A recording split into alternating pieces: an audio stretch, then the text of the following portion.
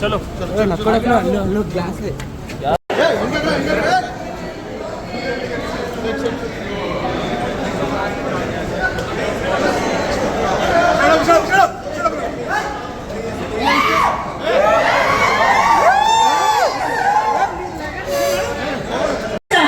రష్మిక తను చేసిన సినిమాలకు మాత్రమే కాదు, ఇలా ఈవెంట్స్ కి వచ్చినప్పుడు కూడా తన లక్కీ చామ్ అలా స్ప్రెడ్ చేస్తుంటారు అనమాట.